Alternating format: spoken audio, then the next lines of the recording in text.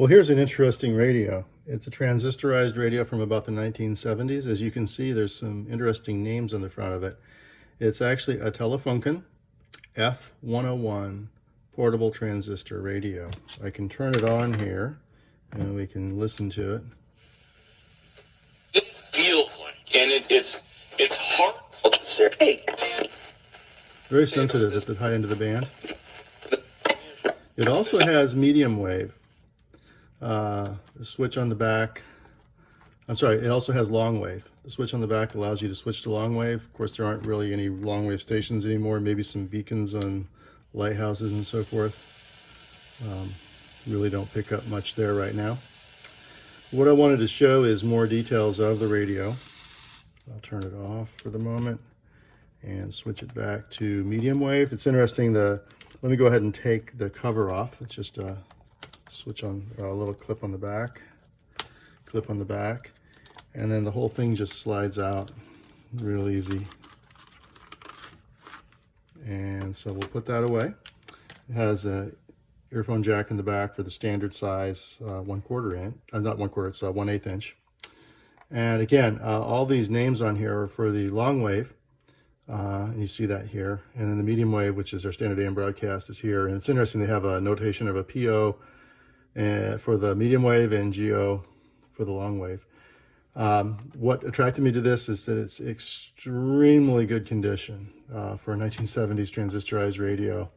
Just beautiful aesthetics. Now, what I noted was when I received it, and it was a wonderful seller off eBay. I obtained it internationally from France. It has a little slot here. You can use a coin to open the back. And you see we have a serial number. Everything looks beautiful in here. It uses 4 AA batteries.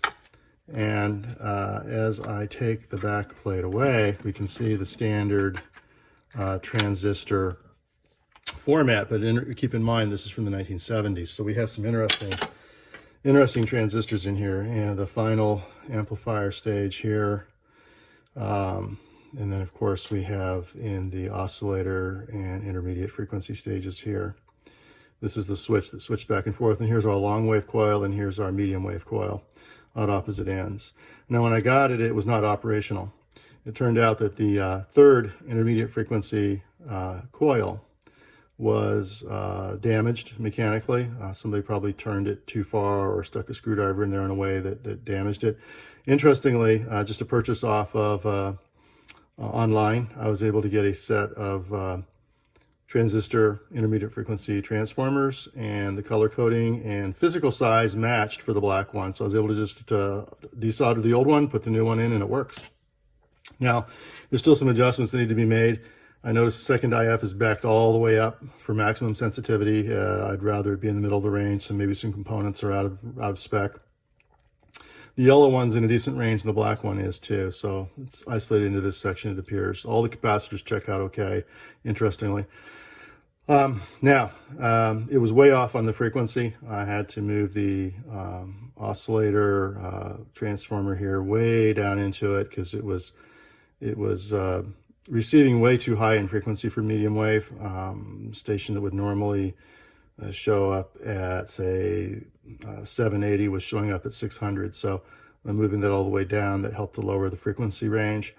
And then once that was set to where, say, a 500 or 600 kilohertz station was where it's supposed to be on the dial, I then adjusted this little trim pad capacitor for the high end to set it to where the high end stations were on frequency, and then went back and forth between the two until the entire dial matched.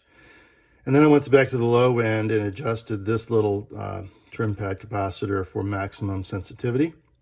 And then just went back and retweaked all of the IFs to make sure they were all okay. What I'm noticing is there's probably still some more adjustments. Also, too, the IF for this I think is 465 kilohertz, which is getting a little bit high. And so there's a little bit of a BFO type effect that's showing up. I've also noticed the position of the coils on the loopstick matter. I've got them all the way to the end for each.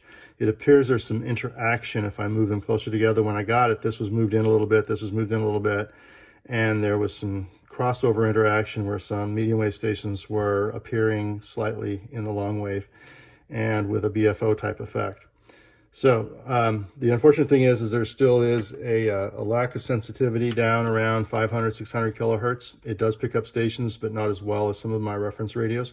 However, at the high end, around 1700, 1600, 1500, this thing will pick up stations that I am not able to receive on some of my better radios.